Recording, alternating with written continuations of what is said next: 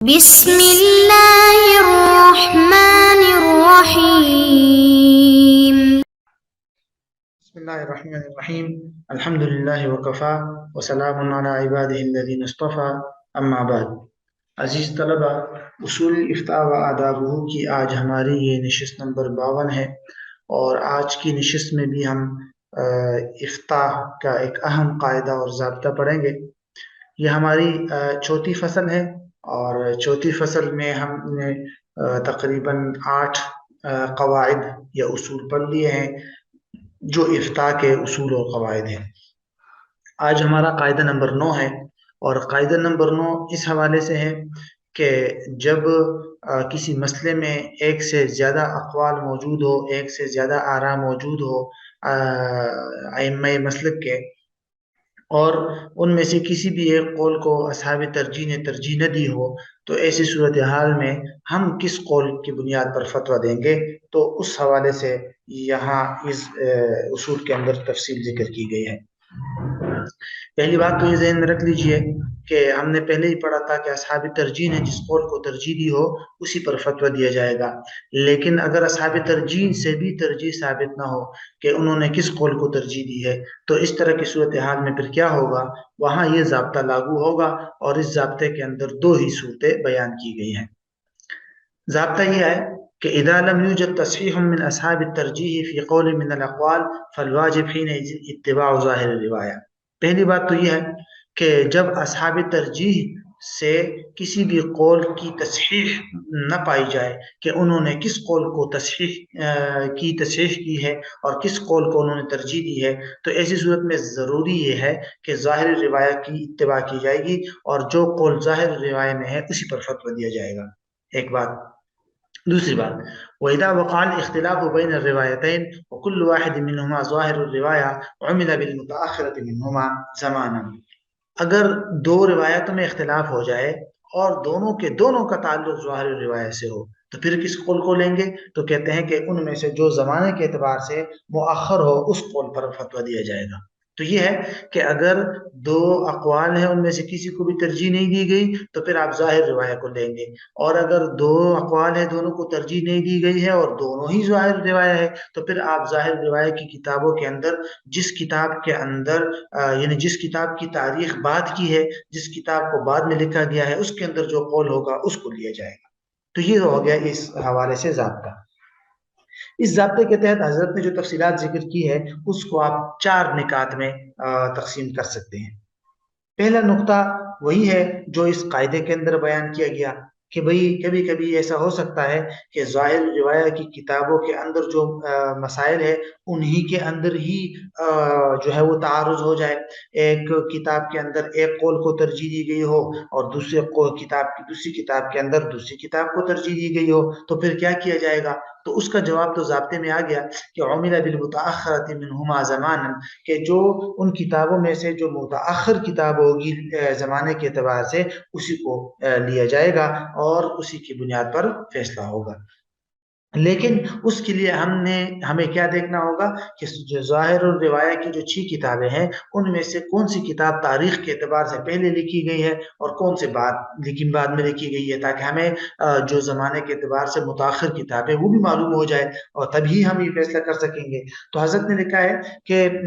تحقیق سے یہ معلوم ہوتا ہے کہ سب سے پہلی جو کتاب لکھی گئی ہے زمانے کے اعتبار سے جو سب سے مقدم کتاب ہے وہ مبسوط ہے، اس کے بعد الجامع الصغیر ہے، اس کے بعد الجامع الکبیر ہے، پھر اس کے بعد الزیادات ہے، پھر اس کے بعد السیر الصغیر، پھر آخر میں السیر الکبیر ہے۔ تو یوں ترتیب ہے کہ سب سے مؤخر جو زمانے کے اعتبار سے ہے وہ السیر الکبیر ہے، اور اس سے تھوڑی دیر پہلے جو کچھ عرصہ پہلے جو لکھی گئی ہے السیر الصغیر ہے، پھر اس سے جو پہلے لکھی گئی ہے الزیادات ہے، اس سے پہلے الجامع الکبیر ہے، اس سے پہلے الجامع الصغیر، اور پھر اس سے بھی پہلے المبسوط ہے۔ لہٰذا اگر ظاہر روایت کی کسی 2 مسائل میں اس طرح تعارض ہو جائے کہ ایک مبسوط کے اندر ایک کو ترجیح دی گئی ہو اور دوسری جو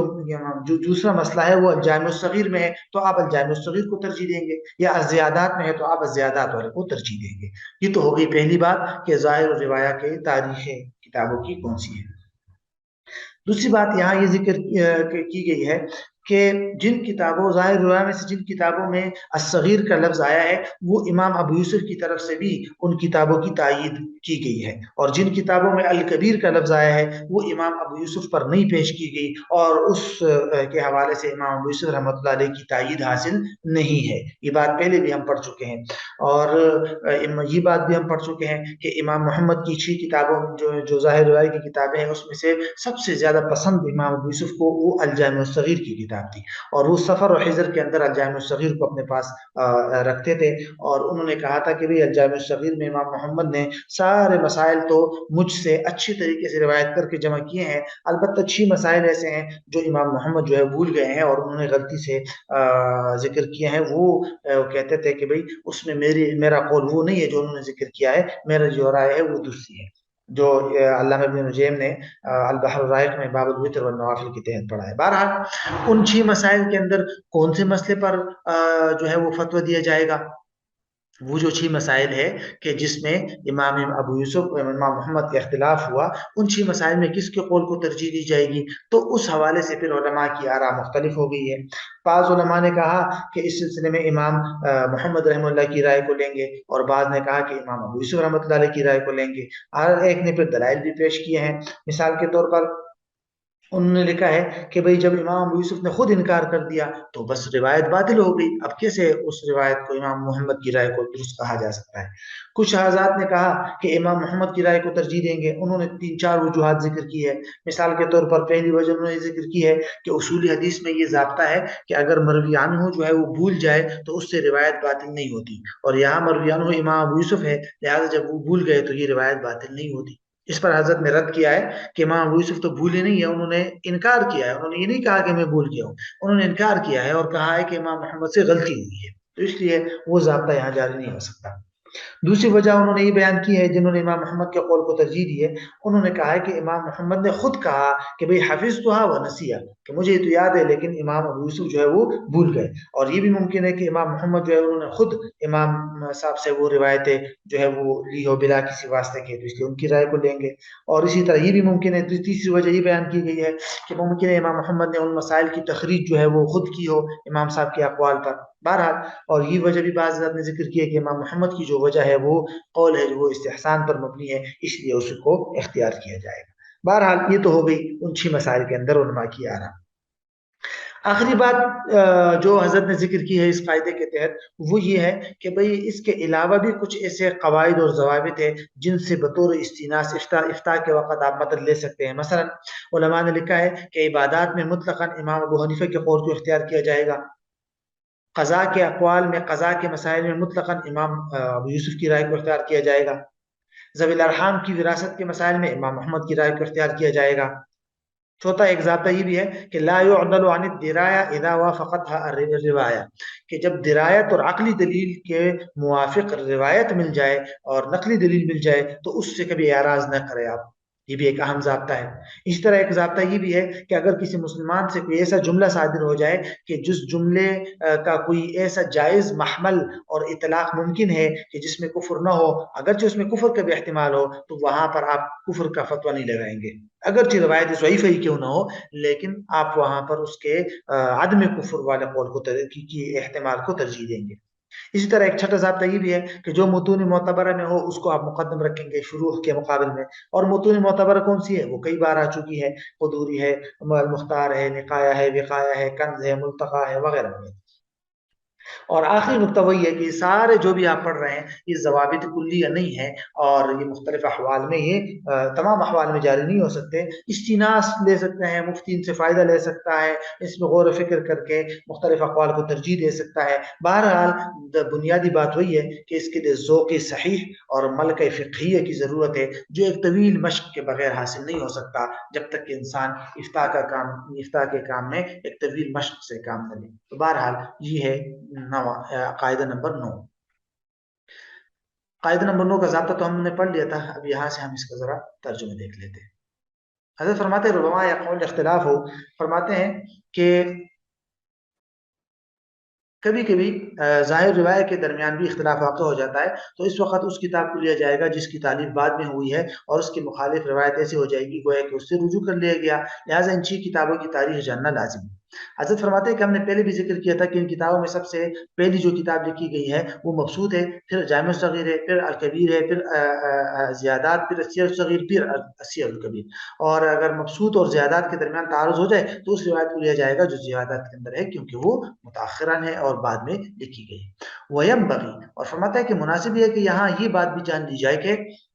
جن کتابوں کے ناموں کے آخر میں صغیر کا لفظ آتا ہے وہ سب امام ابو یوسف کی جانب سے بھی تصدیق شدہ ہے، اور وہ کتاب جن کے نام میں کبیر آتا ہے تو امام محمد نے امام ابو یوسف کے سامنے پیش نہیں کی تھی، لہٰذا وہ ان کی طرف سے تصدیق شدہ نہیں ہے، جیسے الجامع الکبیر، السیر الکبیر، المزارعات الکبیر، المعزون الکبیر وغیرہ. اور امام محمد رحمہ اللہ کی کتابوں میں سے جس کتاب پر امام ابو یوسف کو سب سے زیادہ اعتماد تھا وہ کون سی کتاب تھی؟ تو ہم پہلے بھی پڑھ چکے ہیں کہ وہ ان کی کتاب جو ہے وہ کتاب تھی السیر الصغیر.